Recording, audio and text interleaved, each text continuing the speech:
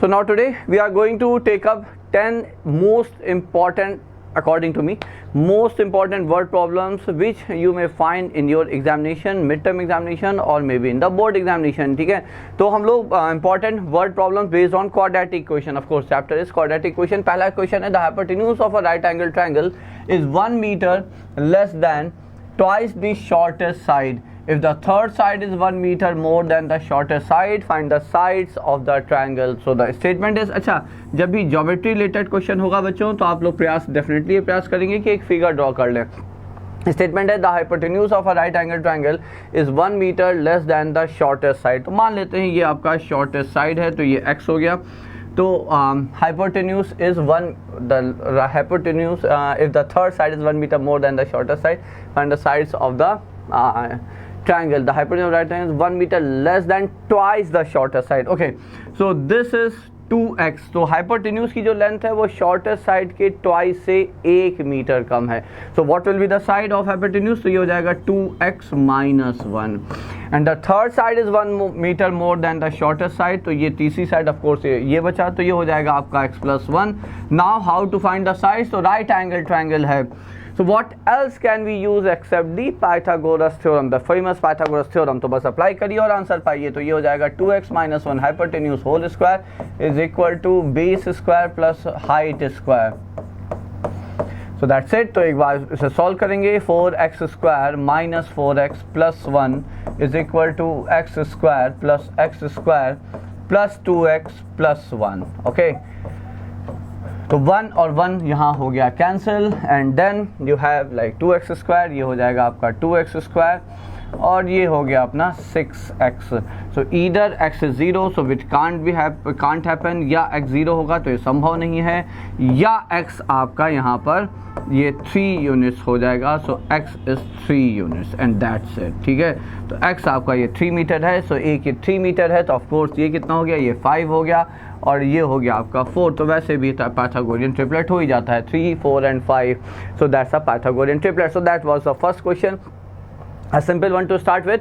देखिए यहाँ पे प्रयास हमारा डेफिनेटली है कि different type of questions, age related, speed, time, तो हर टाइप का क्वेश्चन यहाँ पे हम कवर करने का प्रयास करेंगे सो दैट कोई ऐसा टाइप छूट ना जाए जो आपके एग्जामिनेशन में आए और हमने यहाँ कवर ना किया हो.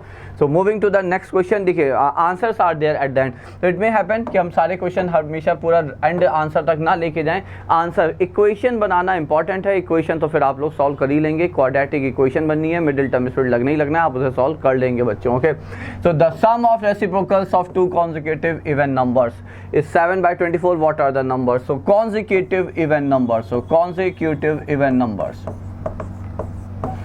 तो देखिए इवन नंबर्स को यदि आपको एज्यूम करना है, ठीक है, तो दो तरीके हो सकते हैं. या फिर आप उसे k, अच्छा अगला यदि एक इवन नंबर k है तो उसका अगला इवन नंबर क्या होगा, k plus 2. ठीक है, बट यहाँ पे याद रखना है k is an even number. Okay, so b हमने मान लिया k एंड k plus 2. अच्छा दूसरा तरीका ये हो सकता था कि आप k की जगह यहाँ पे मान लें 2p, because 2 into an integer ensure that the complete 2p is an even number. ठीक है, बट यहाँ पे हम दिमाग में रखेंगे कि k is an, चलिए लिख भी लेते हैं, where k is an even number, where k is an even number. अब देखिए स्टेटमेंट पे क्या है, the sum of the reciprocals of two consecutive even number. So sum of the reciprocal बोले तो 1/k plus 1/k plus 2. The sum of their reciprocals is nothing but 7/24. You take LCM and you get a quadratic. LCM लेंगे, k plus 2 इधर आ जाएगा, ये k इधर आ जाएगा, तो ये हो जाएगा 2k plus 2 is equal to 7 times k into k plus 2 divided by 24. 24 आप क्रॉस मल्टीप्लाई कर लीजिए तो ये हो गया 48. So this is nothing but 48k plus 48. Okay, and this is equal to 7k square plus 14k. Now let's try to simplify this. तो ये क्या हुआ, ये आपका हो जाता है 7k square minus how much is it, minus 34k minus 48. So this is nothing but 7k square minus 34k minus 48 equal to 0. Now that's it, see that's what I said कि यहाँ पे एक बार क्वाड्रेटिक बन गया है ना, तो आप इसे फिर सरलता से सॉल्व कर सकते हैं। यदि अच्छा ये मान के चलिए कि इसे मिडिल टर्म स्प्लिट लगेगा, कोई एक्सेप्शनल केस होगा जहाँ पे मिडिल टर्म स्प्लिट नहीं लगेगा, जो क्वेश्चन आपके एग्जामिनेशन में आएगा। तो यदि मिडिल टर्म स्प्लिट नहीं लग रहा है मेथड, तो फिर आप सीधा चार फॉर्मूले का प्रयोग कर लेंगे। ठीक है, चलिए यहाँ पे एक बार ट्राई कर लेते हैं। 7 into a into c, a into c is how much, so it's minus 7 into 48, 48 को हम लिख सकते हैं 16 into 3, 16 into 3 यदि लिखें तो हमें minus 34 चाहिए। ओके वो नहीं आएगा, 21 16 से नहीं आएगा। ओके 2 into 2 into 3, एक बार जरा देख लेते हैं। तो ये 12 हुआ, अच्छा माइनस 34 चाहिए, इसका मतलब नंबर जो है आपको वो निगेटिव में चाहिए। एक बार चेक करते हैं वापस से quickly, let us check it. Calculation में कोई गलती तो नहीं, 7k plus 14, 7k square plus 14k, it's okay, upon 24, fine reciprocal, तो ये हो जाएगा k प्लस 2 2k 28, हाँ it seems to be correct, isn't that. चलिए तो अब आप देख लीजिएगा, आई डोंट थिंक यहाँ पे ये लगता दिख रहा है। ये आ जाएगा 8 3 24 56 24 48 7, तो 41 ही हुआ। And then what are the other possibilities, 7 को उठा के लेते हैं, 56 माइनस 6, ये भी नहीं हुआ, 7 8 56 minus 6 is 50, 28 no it's not there. ठीक है, तो ये मिडिल टर्म स्प्लिट खैर लगता नहीं दिख रहा है, तो फिर आप यहाँ पे फिर शायद सीधा चार फॉर्मूला अप्लाई कर लीजिएगा। ठीक है, तो यहाँ पे जो आंसर है वो 6 and 8 है। अच्छा ओ 6 and 8 इज आंसर, इसका मतलब कहीं कैलकुलेशन में गलती है या ये नंबर्स में कुछ गड़बड़ है। The sum of the reciprocals of two consecutive numbers is 7/24, the sum of the reciprocals is 7/24। ठीक है, तो एक बार चलिए फिर से एक बार चेक करते हैं। 48 plus 48, 7k square plus 14k, this comes down to this side, 7k square minus, that seems to be okay, no? 38 34 सही तो है यार, तो गलती कहाँ हो रही है? K is 6 सेटिस्फाई कर रहा है क्या? 34 6 is 128 and 6 36 into 7 का तो नहीं रहा है, minus 48।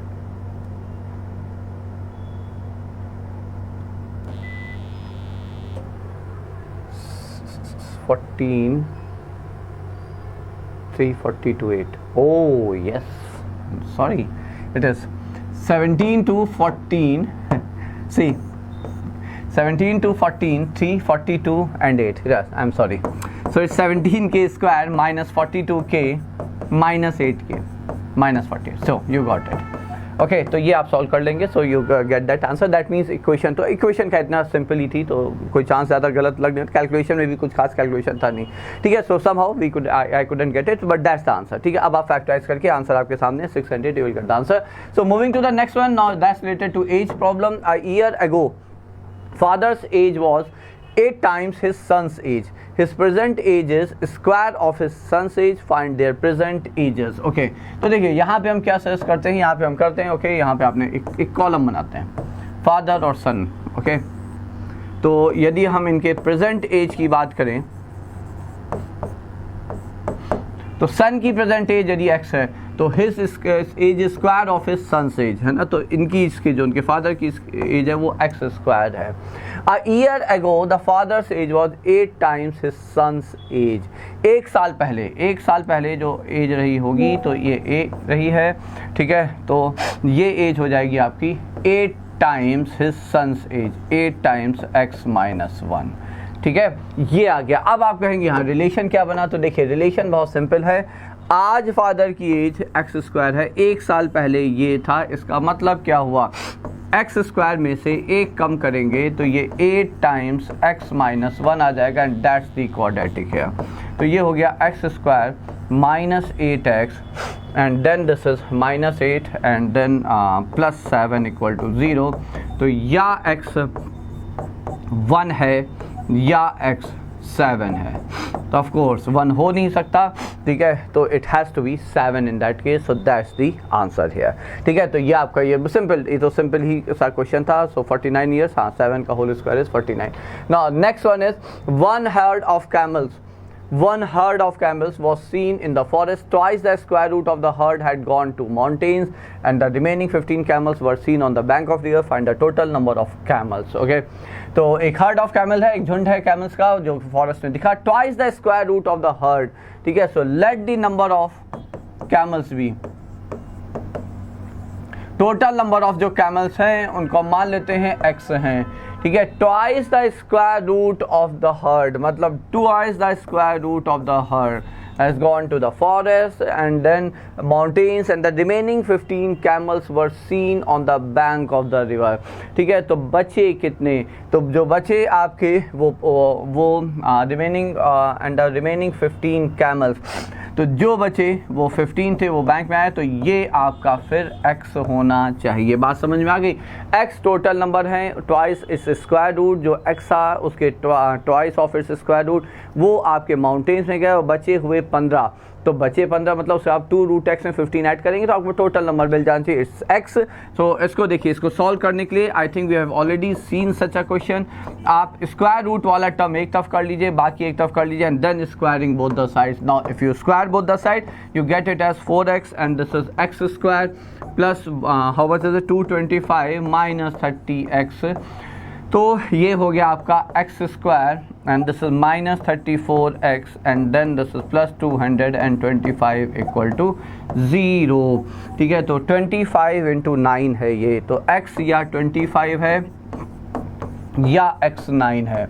अच्छा 9 हो नहीं सकता, क्यों नहीं हो सकता, क्योंकि 9 यदि हो गया, ठीक है, तो गड़बड़ हो गई, क्योंकि 9 में इसके 15 तो बचे ही नहीं, जब टोटल ही आपके 9 है तो 15 कहाँ से बचेंगे, ठीक है। तो ट्वाइस इट्स स्क्वायर रूट, तो नो दैट्स द आंसर। और आप वेरीफाई भी कर सकते हैं, इसके स्क्वायर रूट है 5, ट्वाइस 10 हो गया, 10 plus 15 is 25 and that's the answer. Okay, तो ये अगला क्वेश्चन हो गया। I think that was a good question as far as the equation framing was concern. ये क्वेश्चन बनाना यहाँ पे काफ़ी इंपॉर्टेंट था, ठीक है। अब आते हैं 5th क्वेश्चन पे। The speed of a boat in still water is 11 kilometre per hour. तो स्पीड ऑफ बोट हमें गिवन है, so that's given still water में of course. So speed of boat in still water is 11 kilometre per our.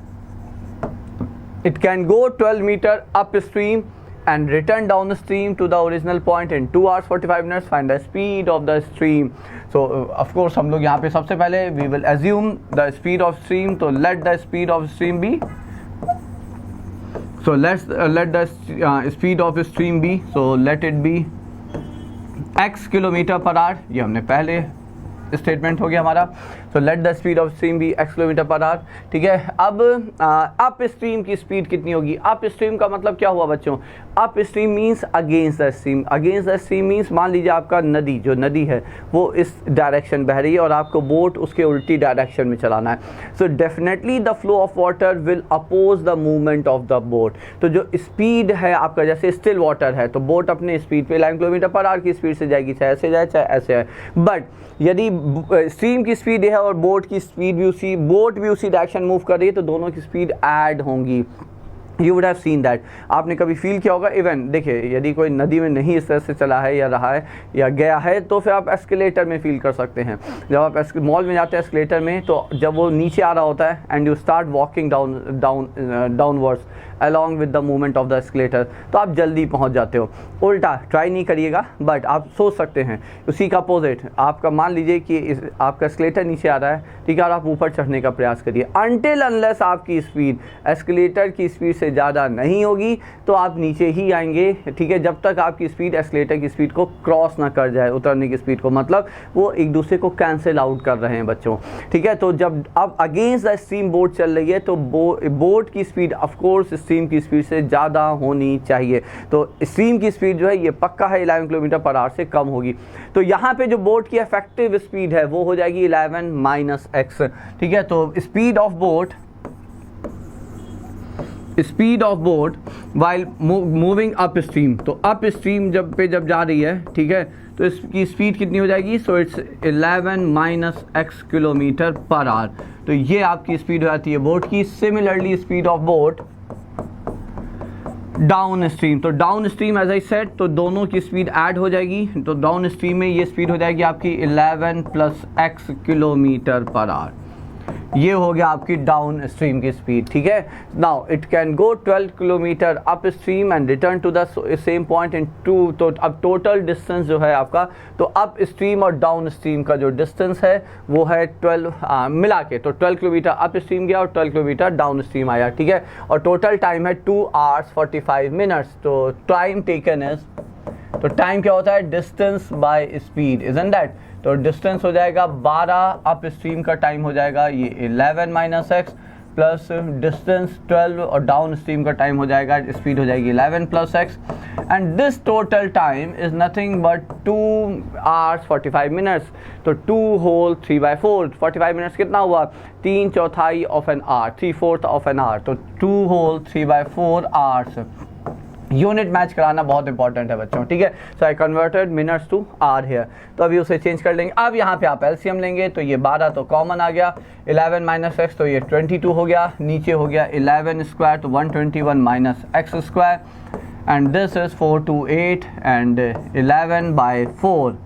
Okay, so that's really good, क्योंकि ये 11 और ये 2 कम से कम इतना तो सिंप्लीफाई हुआ, तो 12 2 24 96, तो ये हो जाएगा आपका 96 is equal to 121 minus x square, तो यहाँ से आपका एक्स स्क्वायर हो गया, so this is 121 minus again distance upon speed is time 2 hours and 1 minute बच्चों, 11 and then this is 11 22 4 to 8 hour, 11 to 24 4 96, because speed, अच्छा ठीक है, स्पोर्ट की तो है, so it's 121 minus 96, so how much is it, so this is 25, isn't that 25, तो यहाँ से फिर ठीक तो है। एक्चुअली आई वाज थिंकिंग कि बोट की स्पीड है तो उससे ज़्यादा होनी चाहिए स्ट्रीम, उल्टा है, वो बोट की स्पीड 11 थी, हमें स्ट्रीम की स्पीड निकालना है, so that's why I just got stuck, so that's it. Okay, so again question was direct simple, ये इंपॉर्टेंट क्वेश्चन है, अप स्ट्रीम डाउन स्ट्रीम वाला क्वेश्चन डेफिनेटली आप लोगों के लिए बहुत इंपॉर्टेंट है, इसको समझ लीजिएगा, ठीक है। तो यदि थोड़ा सा भी डाउट है तो आई विल सजेस्ट कि एक बार पॉज करके वीडियो रिप्ले कर लीजिएगा, समझ लीजिएगा, and then we will move at 5 kilometre per hour. Now next is given one root of the equation is 3 times the other, show that this happen, ठीक है। अब देखिए ये क्वेश्चन आपका डायरेक्ट इक्वेशन के रूट्स पर है, एक रूट हम मान लेते हैं, इस इक्वेशन के 2 रूट्स हैं, let alpha and beta beats 2 roots, तो मान लिया हमने इसके 2 रूट्स हैं अल्फा और beta, so beats 2 roots, so then what are we given, देखिए we are given one root is 3 times the other, तो अल्फा इज 3 times बीटा। अच्छा, अब हमें क्वाड्रेटिक के लिए रिलेशंस क्या क्या पता है, क्वाड्रेटिक ये तो आपने पॉलिनोमियल चैप्टर, आपके पॉलिनोमियल चैप्टर में पढ़ा होगा, रिलेशन ऑफ जीरोस और रूट्स ऑफ द पॉलिनोमियल, तो अल्फा प्लस बीटा, तो अल्फा प्लस बीटा क्या है, minus B by A, and alpha beta product of roots is nothing but C by A. अब देखिए आपको करना क्या है, यहाँ से अल्फा बीटा बस एलिमिनेट कर लेना है, तो अल्फा जगह हमने यहाँ पे बीटा कर दिया, तो 3 बीटा हो गया, 4 beta is b by minus B by a, so from here you get beta which is minus b by 4a. See, you need relation among a, b and c, आपको a, b, c में relation चाहिए, so of course what you need to eliminate here is alpha and beta, because those are the 2 terms which we have introduced in the question, हम लोगों ने उन्हें introduce किया है question, तो उन्हें तो हटाना ही होगा, तो बीटा की वैल्यू निकाल दी और ये वैल्यू अपने यहाँ पे रख दीजिए, अल्फा है 3 बीटा, तो ये हो जाएगा यहाँ पे 3 beta square, this is equal to c by a and beta is b by 4a, so 3 into minus b by 4a whole square is equal to c by a, so what is it, so you 16a is a cancel हो जाएगा, 3b square is equal to 16ac, that's what we have to prove and that's what we got here, hence proved. Okay, so those were 5-6 first initial 5-6 questions, the word problems based on quadratic equation, rest 5-6 question we'll take up in the next part बच्चों।